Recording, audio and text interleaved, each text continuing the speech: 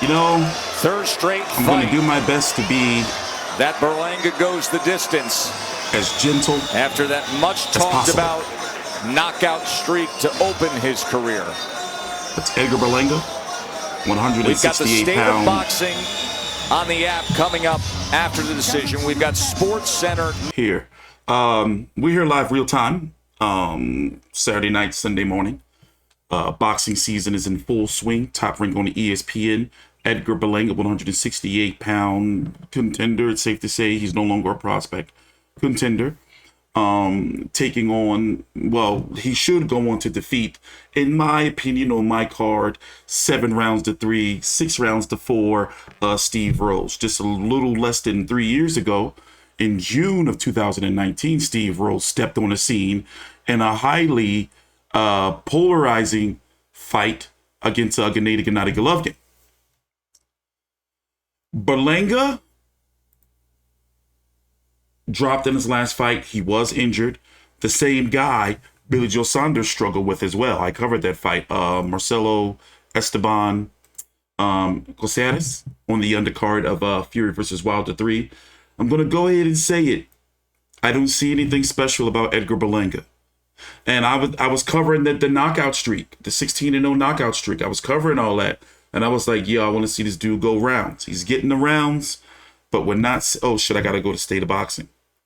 But we're not seeing. Peters does it again. Yep, and LeBron making.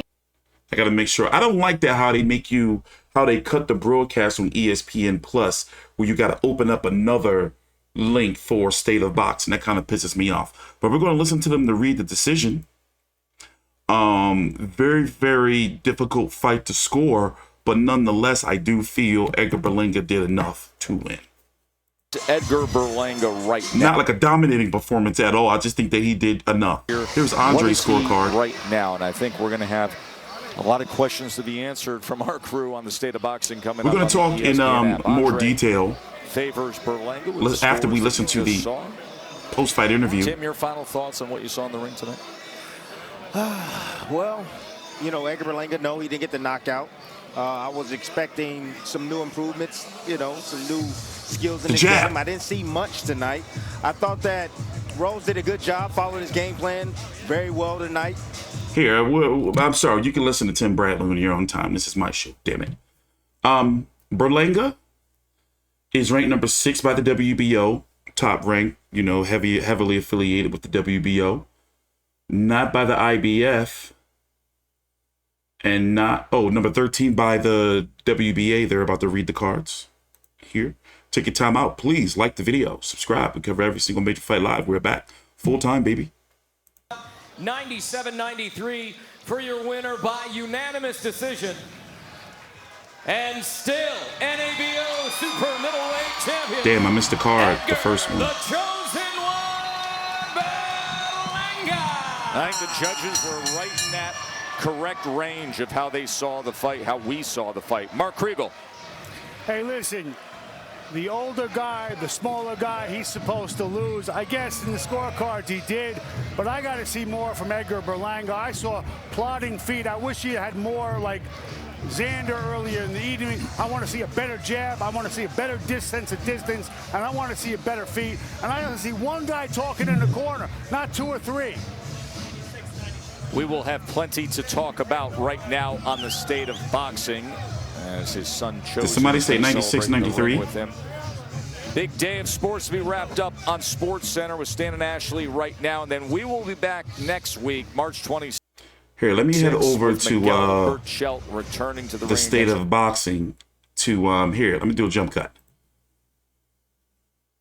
You see, let me show you real quick what they make you do. So you have to close out one on ESPN Plus. You have to close out one broadcast, and then you got to go down to another one and open up the State of Boxing, like to see the post-fight interview. Like, that's annoying as fuck. Like, you know, what's up with that? See, look, now I got to rewind. Like, bro, that's a little weird. Even though we practice a little. Rose, Edgar, what was the game plan coming in, and what game plan were you able to execute tonight? I mean, we thought he was gonna stand right there with me, even though we practiced in a little gym of him moving, but you could tell that he was fighting scared. You know, every time I go and I reach in or I throw some, he's like pulling back, running the whole fight. Some of He what we sounds talked sad. about in the fighter Not meetings, happy what you with had his worked on performance. was Bothered. not only your conditioning, which showed through the 10 rounds, but not being heavy with your punches, not throwing every punch with power. Do you think you did that as Ooh, that the was fight low. progressed, or were you just trying to get the knockout to kind of please the fans who came out to see something spectacular? Yeah, I was just like looking for the big shot. You know, my corner was telling me to use a jab. My elbow was bothering me a little bit. Ooh, bro. You know, I'm just happy we got the victory. What's going on with that, man? Pick him Moving up. forward. You had the biceps injury in that left elbow. I mean, in the left hand, that left elbow. When did it start to hurt? What did you feel, and how much did it hinder you tonight? My elbow started hurting me like in the second round, but you know, no excuses. You know, we got the bicep torn. My last fight came back within 4 months and got to it. 16 rounds in your first 16 fights, all first round knockouts. In the last 3 fights, you've gone 28 rounds. You've been through adversity. The first time you've been cut. What do you come away with in terms of being able to tough out a fight like tonight? You know, tonight he was a scared fighter. You know, and it's hard to try to land and get your shots off when you find somebody that's scared, especially moving back. You know, when he fought Triple G, he brought it to Triple G. You know, but with me, he tried to use that running tactic. It didn't work. Now, what do you need to improve on moving forward? What do you see yourself working on for the next camp and executing in the ring? Shit, I already know everybody's gonna run now, you know. I looked at all his tapes, and he was a stagnant fighter. Don't move, stay right there. He fought one of the biggest punches in boxing and took it to him for 4 rounds. So, you know, now we just gotta practice on fighters running because that's all they're gonna do. What about in the corner? You had different voices in the corner. How is that working out for you in terms of hearing Kei Karoma, Andre Rozier, and your father? It was all the same instructions, you know, just different voice. I've been like that for 13 weeks with them already, so I was used to it. What about the cut? Talk to me about, it was an early elbow. How much did that hinder you? Was it the vision? Was it the fact that he hit you with the elbow? What bothered you most? I started seeing blurry like in the 5th or 6th round. I don't know if it's because the blood was in my eye or what, but my left 123 eye, to I started 120. seeing blurry a little bit. Punches landed. What about the fans turning out to support you tonight? What did that feel like? Oh, amazing. I want to thank everybody that came out tonight, all my Puerto Rican fans, everybody from Puerto Rico, te quiero mucho, all my hometown people out here in New York that came to visit, took flights, booked hotels, babysat, you know what I'm saying? They left their kids out with the babysitters home. I thank you guys, man, and I'm looking forward to doing it June 11th, Puerto Rican Day weekend.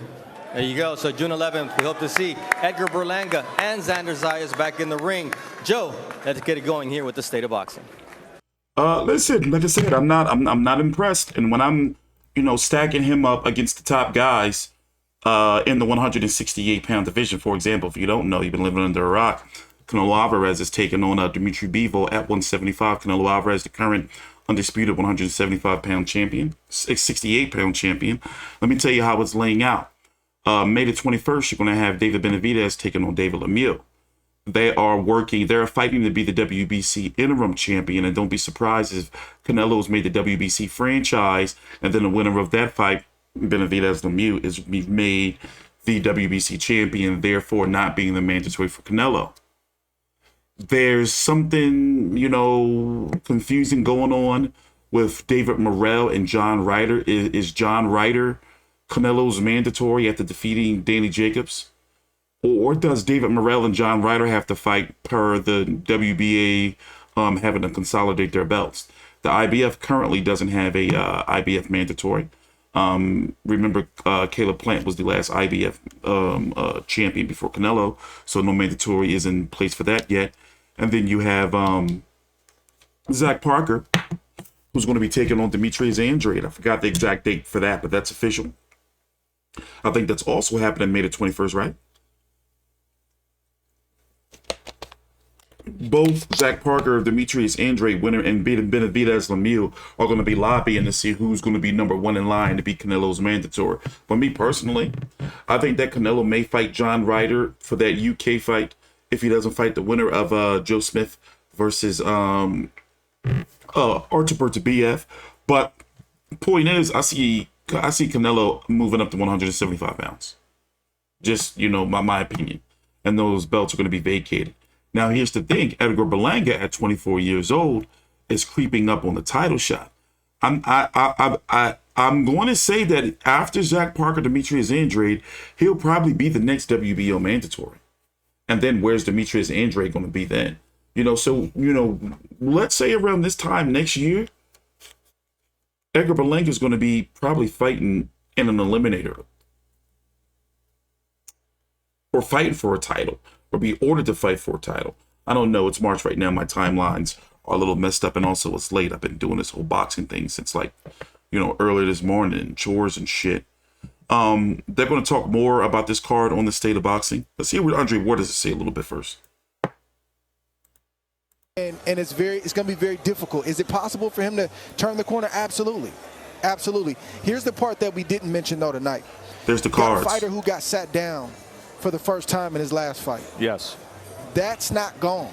That hesitancy, I remember getting buzzed early in my career and trying to figure out, can I take a punch? I hear the critics saying I can, and Verge said, no, son, you can take a punch. You can take a punch. He said, but you got to learn how to take a punch at this level in the professional ranks.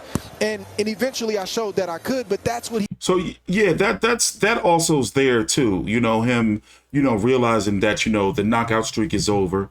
Even though he was injured, he went down in his last fight. So there's some things going on, up there, but he's still undefeated. And he won both of these last two fights clearly, in the last one with one arm. So, but he still has a way to go. And right now, as I've seen, in the words of Floyd Mayweather, I'm not seeing, no special effects, just straight up and down, all smoke and mirrors. You see what I'm saying? I'm not seeing a guy in Edgar Berlanga where I'm looking like, yo, he can unify. This guy's special. He's got something where he can unify and be the top guy to unify all of the belts at 168 pounds. Because as it stands right now, my personal opinion, David Benavidez beats them all. I think he's the top guy and will be the top guy at 168 pounds. My personal opinion. With that being said, take your time out. Please like the video. I am T Street Controversy with Fight View 360. I am so glad to walk away from this computer today. I've been watching so much boxing. Oh my gosh. But feels good to be back.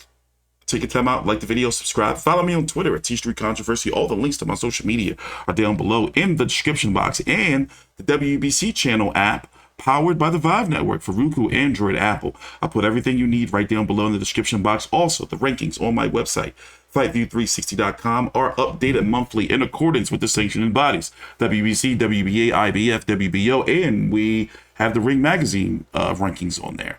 Links to the website, my link tree, which houses my Facebook, Twitter, Instagram, WBC channel, all down below in the description box. Thanks for watching. Please subscribe. I'm going to see you guys tomorrow or later on.